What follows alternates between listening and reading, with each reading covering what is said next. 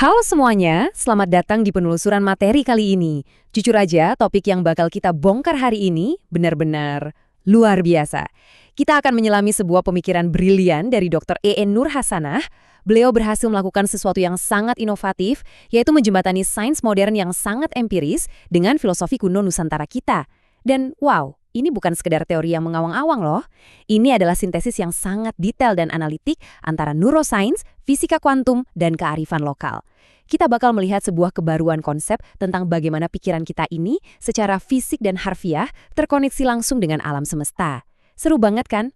Nah, biar nggak bingung, petajaran intelektual kita hari ini cukup jelas.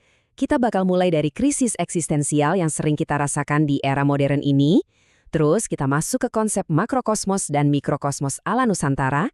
Dari situ kita akan bedah neuroscience di balik keheningan batin, lanjut ke matriks kesadaran non-lokal di fisika kuantum, dan akhirnya kita akan mendarat di praktik spiritual ekologis yang bisa langsung kita terapkan.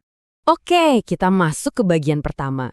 Coba deh kita pikirin, kenapa ya di era digital yang serba terkoneksi ini, kita justru sering banget merasa cemas, burnout, lingkungan makin rusak, dan anehnya kita malah merasa makin terasing dari dunia nyata di sekitar kita. Pertanyaannya gini, pernah nggak sih kalian ngerasa bener-bener terasing, kosong, atau capek secara mental padahal lagi ada di tengah keramaian kota yang sibuk? Pasti pernah kan? Nah, burnout eksistensial semacam ini tuh sebenarnya sebuah alarm. Itu adalah gejala bahwa kita kehilangan apa yang disebut sebagai pola yang menghubungkan. Sederhananya, kita merasa cemas karena kita tanpa sadar udah mutusin tali koneksi atau orkestrasi kosmis antara batin kita dengan alam atau biosfer tempat kita hidup. Yang paling menarik dari sini adalah bagaimana kecemasan modern kita dibingkai ulang secara ilmiah. Dr. N menyebutnya sebagai entropi kognitif. Bayangin aja tingkat ketidakteraturan informasi yang super tinggi di dalam sistem saraf kita. Ini terjadi gara-gara apa yang di neuroscience disebut sebagai default mode network atau DMN di otak kita lagi hiperaktif. Ibaratnya nih, DMN itu kayak puluhan aplikasi di latar belakang HP kalian yang nyala terus-terusan. Nguras baterai banget kan? Otak kita terus-terusan mikirin masa depan, nyesalin masa lalu, penuh dengan narasi ego dan kebisingan sensorik. Akibatnya, derau atau noise ini ngerusak kejernihan sinyal kita untuk terhubung dengan alam semesta. Nah, ini ngebawa kita ke bagian kedua. Kita akan menjembatani krisis psikologis yang ada di dalam diri tadi dengan realitas fisik di luar sana pakai kacamata kearifan Nusantara yang luar biasa analitik. Kalau di tradisi Nusantara, apalagi di Kejawen, kita kenal istilah jagat gede atau makrokosmos dan jagat cilik alias mikrokosmos, yaitu diri manusia. Dan analisis di materi ini benar-benar nekenin satu hal yang fundamental. Ini bukan sekedar metafora puitis kawan-kawan. Secara astrofisika, kita ini secara literal terbuat dari debu bintang yang sama. Tubuh kita ini miniatur alam semesta, tersusun dari elemen purba yang persis sama, air, api, tanah, udara. Kita dan kosmos itu sebenarnya satu realitas fisik tunggal yang saling terikat dan berresonansi. Dan ini dengan sangat brilian nunjukin kebaruan konsep dari buku ini. Coba kita bandingin. Di satu sisi, pandangan materialistik barat yang berakar pada dualisme itu ngelihat alam cuma sebagai benda mati, semacam mesin yang harus ditaklukkan oleh ego manusia. Tapi di sisi lain, ekosofi Nusantara punya pandangan yang jauh lebih maju. Alam itu dilihat sebagai perluasan eksistensi kita sendiri. Alam adalah manifestasi yang sakral. Jadi, secara logis, kalau kita melukai ekosistem, ya kita sama aja lagi memutilasi anatomi spiritual kita sendiri. Masuk akal banget kan? Terus gimana dong caranya kita benerin koneksi yang udah putus ini? Yuk, masuk ke bagian ketiga.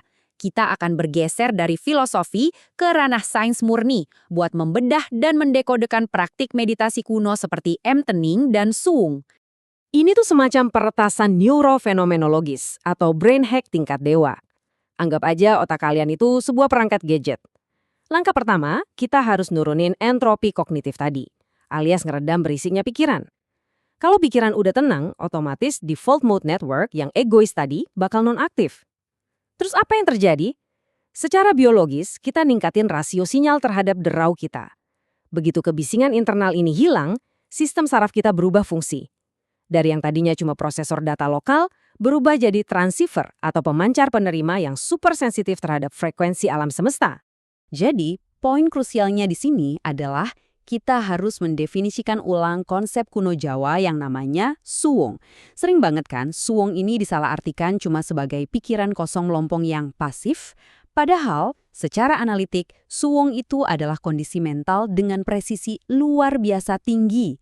Ini adalah status entropi nol, sebuah keadaan potensial murni di mana kesadaran kita itu secara aktif lagi melakukan sinkronisasi kognitif dengan getaran alam semesta. Jadi bukan sekedar bengong ya. Nah, kalau pikiran kita udah mencapai status entropi nol yang sepresisi itu, apa yang terjadi di level fisika dasarnya? Kita masuk ke bagian keempat, mengupas implikasi matriks kesadaran non-lokal lewat kacamata fisika kuantum. Di dunia fisika kuantum modern, ada konsep yang namanya zero point field atau medan titik nol. Ini adalah kondisi energi paling rendah dalam sebuah sistem kuantum. Tapi uniknya, ruang ini bukannya kosong, malah penuh sama fluktuasi elektromagnetik dan potensi informasi yang nggak terbatas. Konsep terobosan di sini mempostulatkan kalau ZPF ini tuh ekivalen ilmiah dari suwung. Jadi pas otak kita diheningkan, sistem saraf kita sebenarnya lagi menyetel frekuensinya ke medan titik nol ini, mengkoneksikan kita dengan matriks informasi global yang sifatnya non-lokal. Dan ingat, ini sama sekali bukan spekulasi spiritual abal-abal ya. Bayangin, ada lebih dari 80 tahun data meta-analisis penelitian, termasuk riset soal kognisi anomali dan remote viewing yang dilakuin sama fisikawan di Stanford Research Institute. 8 dekade kawan-kawan. Data empiris ini membuktikan kalau kesadaran kita memang punya sifat non-lokalitas kuantum, pikiran kita bisa mengakses informasi jauh melampaui batasan ruang dan waktu, ngebuktiin kalau kesadaran itu nggak cuma terkurung di dalam batasan tengkorak kepala kita. Gila banget kan? Dari fenomena ini, terbangun sebuah analogi teknologi yang bakal mengubah total cara kita memandang diri sendiri. Otak kita itu bukanlah mesin penghasil kesadaran. Coba bayangin otak kalian sebagai antena radio yang sangat canggih.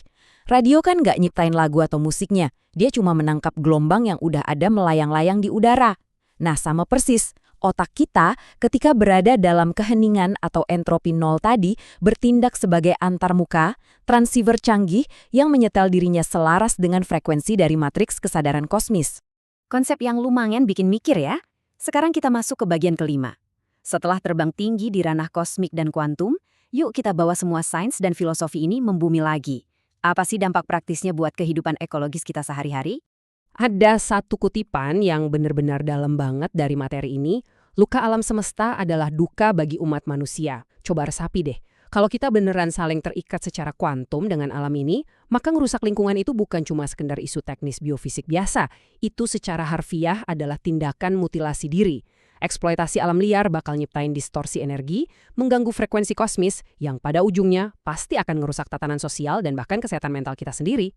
Nah, disinilah konsep Memayu Hayuning Bawana masuk sebagai solusi.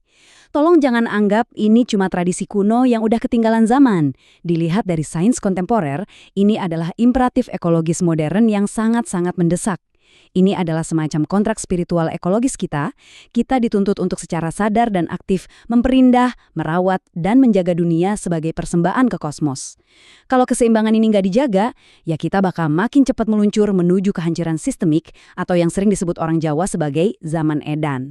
Lalu, apa pesan praktis yang bisa kita bawa pulang? Kesadaran kosmis ini minta kita buat ganti mindset. Dari yang tadinya hidup itu soal punya apa atau memiliki, bergeser jadi menjadi apa atau mengada. Kita ini bukan penjajah bumi. Kita adalah instrumen sadar milik alam semesta. Tugas kita simpel tapi berat. Pakai kejernihan pikiran yang udah kita dapat dari keheningan tadi untuk menyembuhkan biosfer ini dan mulai benar-benar mempraktikkan kepedulian ekologis dalam tindakan kita sehari-hari. Sebagai penutup dari penelusuran materi yang luar biasa ini, saya mau ninggalin satu pertanyaan buat kalian renungkan. Kalau benar otak dan pikiran kalian adalah antena, sebuah instrumen sadar dari alam semesta yang maha luas ini, melodi seperti apa sih yang lagi kalian mainkan hari ini? Apakah melodi kepanikan, kecemasan dan perusakan, atau sebuah simfoni keheningan yang penuh harmoni? Ingat, pilihannya ada sepenuhnya di tangan kejernihan batin kalian. Terima kasih udah nemenin saya belajar hari ini, dan sampai jumpa.